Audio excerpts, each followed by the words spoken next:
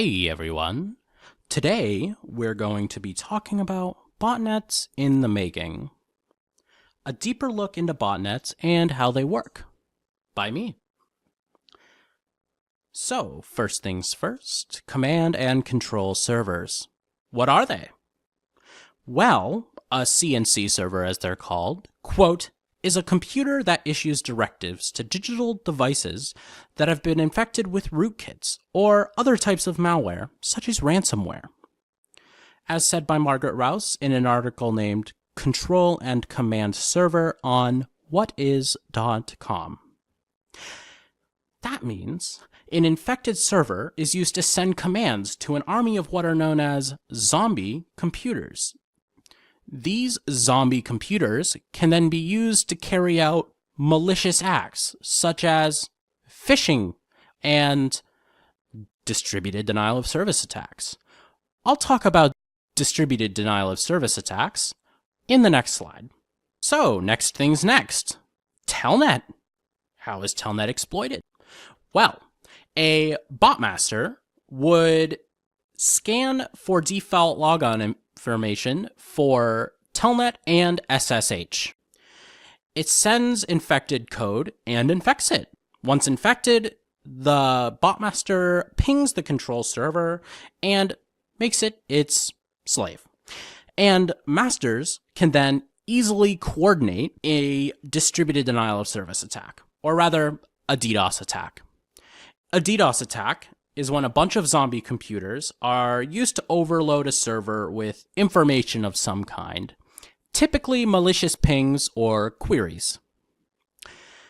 According to Polygon, a team known as Lizard Squad managed to take down Sony and Microsoft using a Telnet distributed denial of service attack.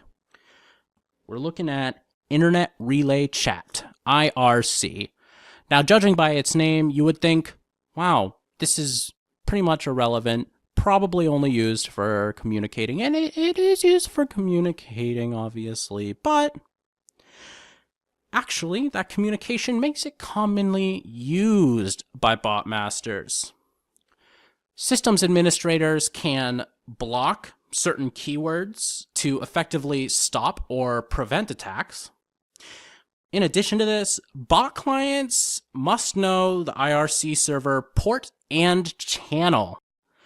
According to Simon Heron, in his April 2007 article, Botnet Command and Control Techniques, it's because they need to know this that a lot of computers will get infected, but the infections will lie dormant due to not receiving control commands. So what does that mean? In the easiest terms, it means that computers can't do bad if they can't receive commands to do bad. So, it's bad that your computer got infected in the first place, but good that it can't be used for malicious activity. Botmasters will use many channels and servers to avoid that issue, though, so it won't always be safe. Next, we're going to talk about peer-to-peer servers. Why are they used? And pretty much, it's because it's harder for people to eliminate the infections because they commonly use public key encryption.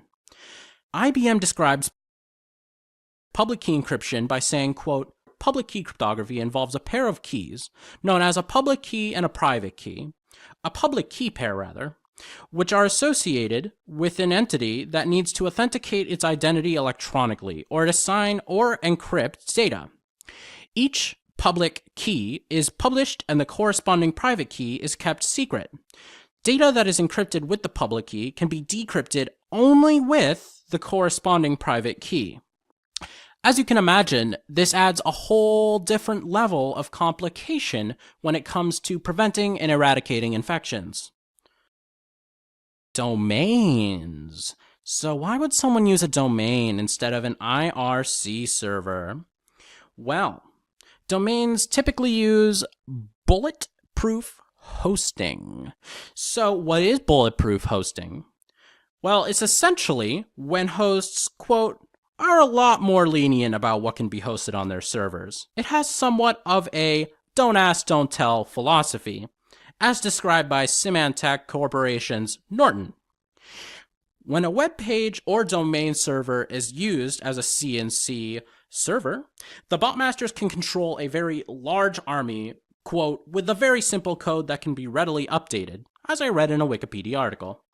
Some of the issues with domain-based CNC servers is that they can be easily seized by governments, they are very vulnerable to distributed denial of service attacks, and they take up a considerable amount of bandwidth when they start to get large. Now, there's a couple other things that botmasters will do. They will use XMPP, which is a messaging protocol. And they'll also use Tor hidden services, which does various things, but importantly, it does messaging. Pretty much what they can do with these is sneak around egress filtering in order to get in touch with their CNC servers. Well, that's all I have for today. Right here are my works cited for what I used in my presentation. I'd like to thank you for coming today, and have a nice day.